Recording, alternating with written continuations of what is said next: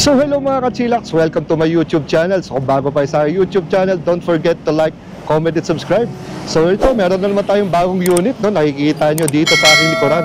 Pero kakaiba nito, nasa ibang lugar na naman ako. Nandito tayo sa lugar ng estansya. So ilalagay ko lang dyan yung buong address dito sa screen. So yun. So wag na tayo patupik-tupik pa. Umpisa na natin. Let's go! So yun sir, anong ating featured e-car for today?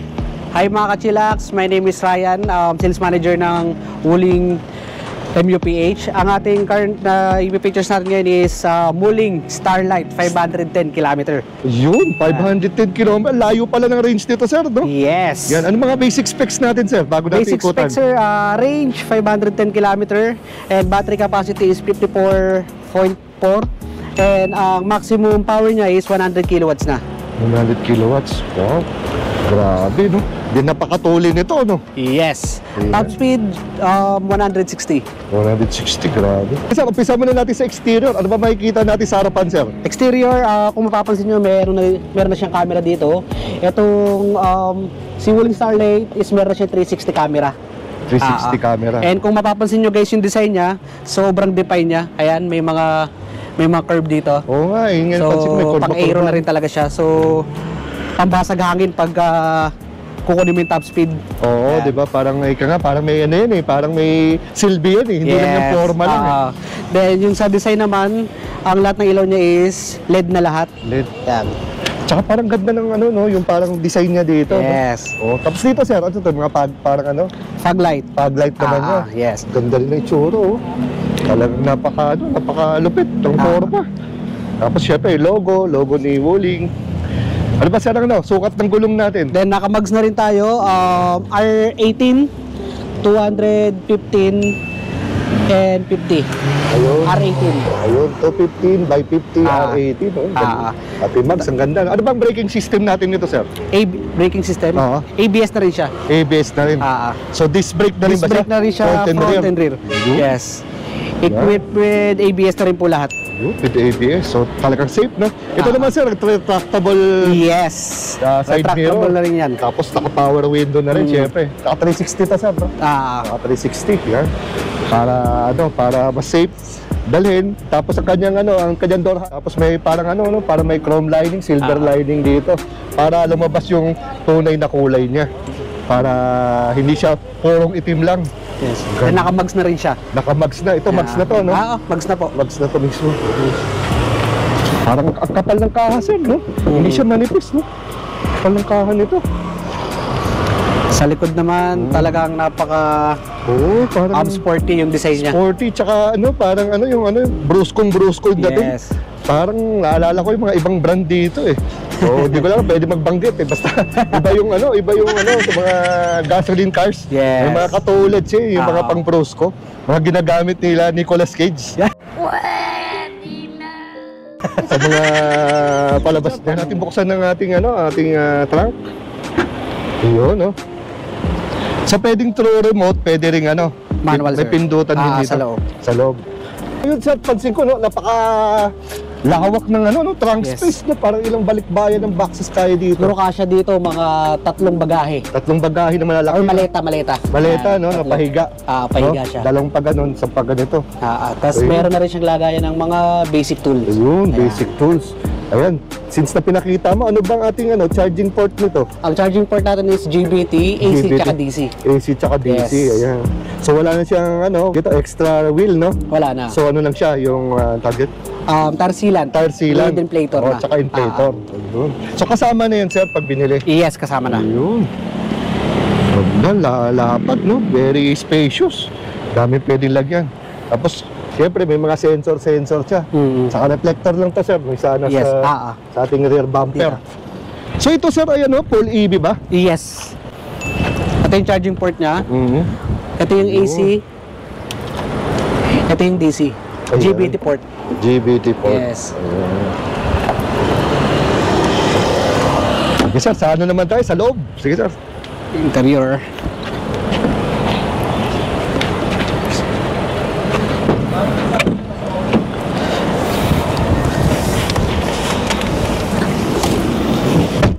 So ano mga special natin dito? Special something natin dito sa ating brake natin, naka-push button na rin siya. Press nyo lang yung brake. Then, start na siya. Yun.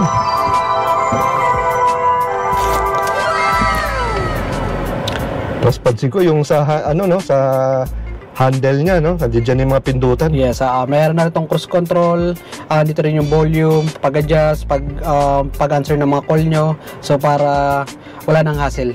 So, hindi na kayo para gumamit pa ng cellphone if may tumatawag sa inyo. Oo.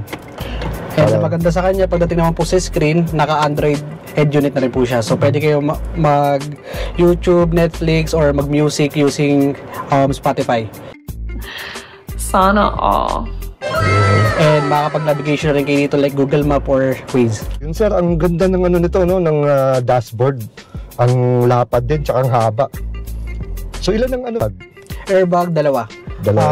Driver, tsaka passenger. Yes. Tapos ito sir ay ano bang to? Categorized as Sedan. Sedan. May ilaw, no? Ilaw, yan. Ilaw, parang Tapos lagay ng salamin or mga card nyo. Oo. Yan.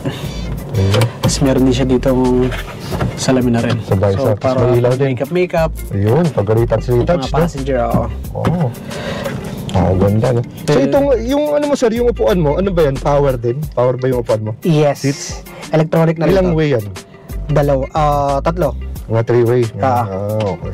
Pero itong sa akin, ano lang, no? Manual. Yes.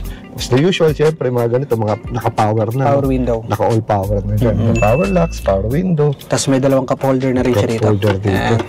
So, pang kape-kape, sa biyahe. Then, may extra packet dito. Meron rin siyang 12 volts. 12 volts. If ever na gusto nyo mag-charge. Ayun. Ayan. Tapos, ito yung sa auto hold. Sa electronic parking na rin. Then, ito yung mode. Sport mode, Eco mode, Eco Plus, normal mode. So, ilan yun? 4. So, ang nadagdag dun yung Eco Plus. Yes. Eco Plus, no? Tapos naka-dial up pa o rotary ang kanyang yung para sa cambio niya. Yes. Ayun. Ganyan. Ganda ng itsura nito, sir, no? Naka-leather na rin lahat ng niya. Leather, seats niya. Leather, no? Yes. Walang plastic, to leather.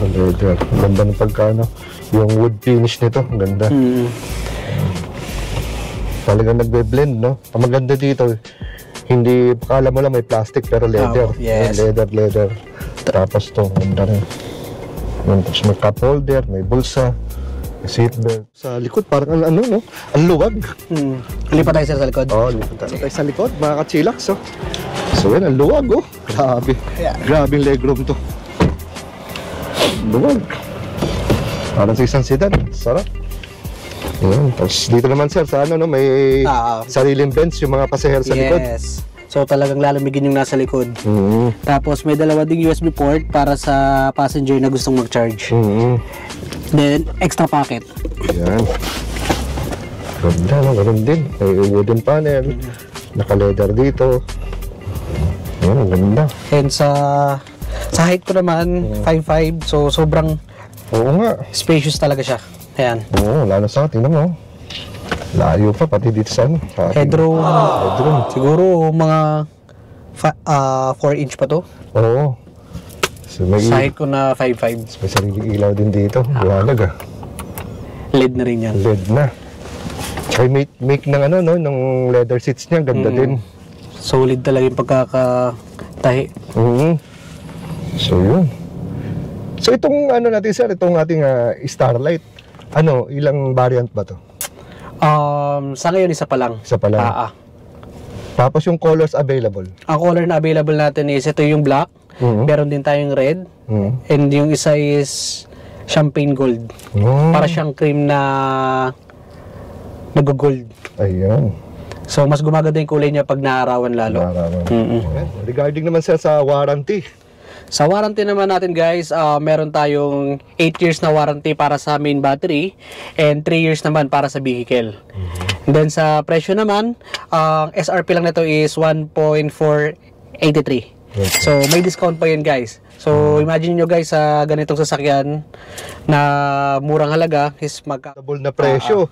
parang parang itong kotse ito, parang sports. Ganda nung yung range ang layo.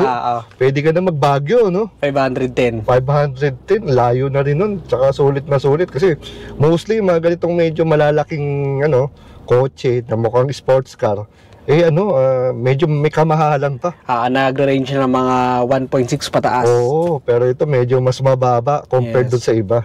Tsaka maganda ito, makapag-test ride. Sir, may Facebook ka pa, baka gusto mo imbitahin sila. Sa Facebook natin guys, para sa mga discounts pa, message nyo lang sa Wuling MUPH, yung black na logo. Yan, ipapost natin dyan. Tapos sir, sa mga showroom, balita ko may dalawang parang display area na pwede nilang puntahan. Ano yung mga lugar na yun? Bali, meron tayong display dito sa Estancia, sa Pasig. I-Waze or Google Map lang is Estancia Mall. Meron din tayo sa may Shangri-La Mall. Level 5 sa Shangri-La, level ground naman dito sa Estancia. Ayun. So hanapin ka lang sir. Ano nga ulit sir contact number mo? Contact number 0906-41-71-300. Ayan. Yun. So again sir, maraming salamat sa pagpapaulak mo sa ating mga kachilaks. Next time pala siguro iba-vlog natin yung laging tinatanong sa Wuling, yung parang parang delivery delivery van ba o yung Sunlight passenger natin and cargo. Yun. So pang commercial naman. Yung pang commercial kasi alam ko madalas matanong tsaka nababasa ko sa mga page mo din Yes. Dami nag-i-inquire doon para at least natin sila na impormasyon tungkol dun sa sa bagong unit ng Wuling. So until next time sir, maraming salamat. Thank you. So hello mga kachilaks, recap lang tayo ng saglit. So itong ating Wuling Starlight. So sabihin ko lang yung napansin ko lang dito. Sa una kasing tingin, akala ko talaga Han, pero hindi pala. Ito pala yung bago ng Wuling, yung Starlight. Ang nagustuhan ko sa kanya yung pagiging spacious ng trunk, spacious sa loob, napakaluwag, di ba? Then hindi siya kasing flashy katulad ng kanyang mga counterparts, pero dahil nga doon ay mas mababa ang presyo. Kahit na mukha siyang sports car at napakaluwag ng loob at napakahaba. Power seats din naman ang kanyang sa driver's side. So lahat naman ng mga kailangan nyo nandito na sa loob. At hindi rin pahuhuli pagdating sa kanyang interior. Yun nga, di ba?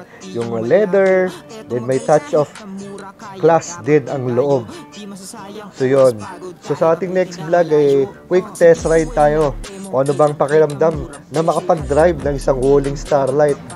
So kung ako sa inyo, kung nagustuhan nyo ito ating vlog, paki-like naman and bisita na rin kayo at mag-book ng test ride dito kay Sir Ryan. So naka-pin naman dyan yung mga locations kung saan kayo mas malapit. At sigurado kahit papano malalaman nyo ang ganda ng isang Wuling Starlight. See you!